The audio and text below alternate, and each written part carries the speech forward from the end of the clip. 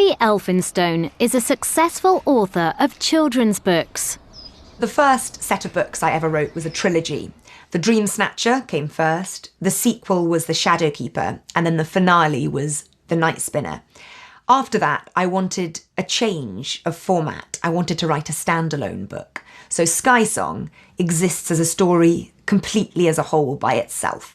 Now, though, I'm writing a brand new series called The Unmapped Chronicles, and that I think might be 5 books, which I think might be called a quintet, but I don't know.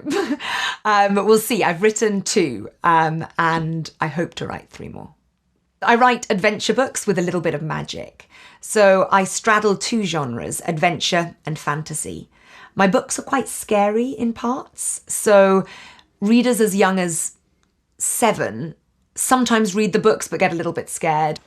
So I write a different story with every book, obviously. The plot is different, but the themes, the messages of every single book I write are the same.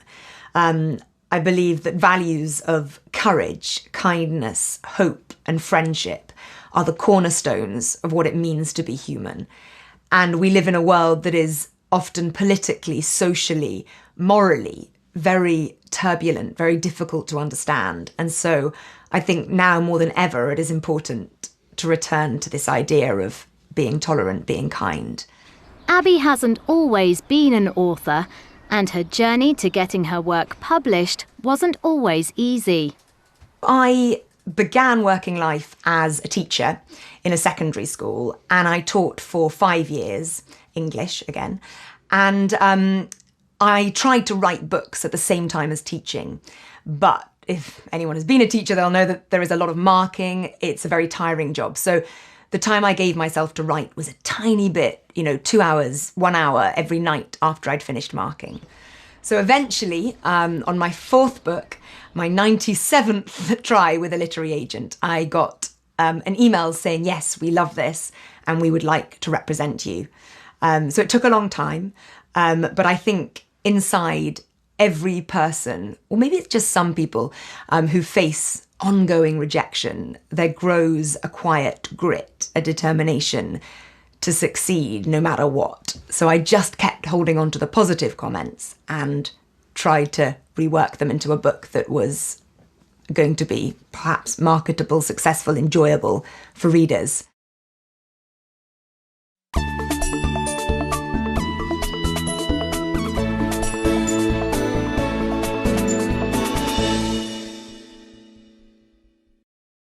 Abi's books are full of adventurous characters living in wild places.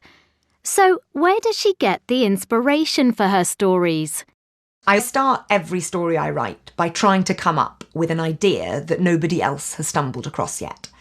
And sometimes I find these ideas walking down the street or strolling in the park, never really at my desk, because that's too pressurized to think of an idea, but it happens more organically if I'm walking and daydreaming. Once I've come up with an idea that I believe in, that takes a long time, I then usually go on an adventure to a far-flung place, because I write about wild settings, to cement the setting, to really grow the fictional world I want to write about. So I've been out to the Arctic to research this book called Sky Song, which is set in a snowy kingdom called Erkenwald. And I went dog sledding, I watched the Northern Lights, the closest thing I've ever seen to watching magic unfurl in our world. And I saw hundreds of orcas, killer whales, feeding on tiny fish called herring under the sea. So those adventures formed the basis of this book. I also like writing about tribes, people who live in the furthest corners of our world that often maybe have a story to tell, but because of where they live, the story isn't told. So for the heroine of Sky Song, a girl called Eska, I went out to Mongolia to live with the Kazakh eagle hunters. I'd seen a photograph by an Israeli photographer, Asher Svidensky, of a girl called Aishulpan. And she was 12 years old when the photo was taken, and she is the only eagle huntress in a tribe full of men and boys. And I thought that was cool, the only girl. So I knew I wanted to meet her to write this book. Abby wrote part of Sky Song while she was in hospital. I spent 4 months in hospital, a third of a year. And during the course of that time, the midwives and the doctors and my friends who came to visit me were so unfailingly kind. And I wanted to write a book, Sky Song, that celebrated this theme of kindness. Abby has an unusual way of planning her stories. So I'm dyslexic, and when I started writing, I was very scared that that would be a problem and that I wouldn't be able to be a successful writer because my ideas often are a bit confused and tangled.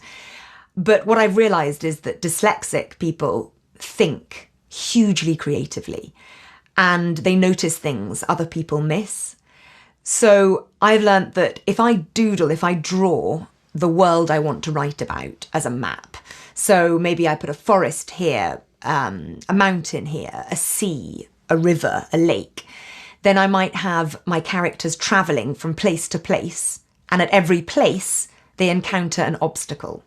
Maybe they're betrayed in one place, they're robbed in another, they discover something they weren't meant to see at the river. And then slowly but surely my plot starts to take shape. So I used to think doodling was wrong. My teachers used to say, stop doodling, start concentrating. But I think drawing your way into a story, especially if you're dyslexic, can be a very, very useful tool. Today, Abby spends a lot of time visiting schools and talking to the thousands of children who love her books and are inspired by her stories. I want to talk to young children about this idea of being creative. I'm not an obvious sort of person for being an author. I have dyslexia, and yet I'm an author. I had 96 rejections before I became an author. So I want to tell children that the creative people are often the people who are brave enough to fail.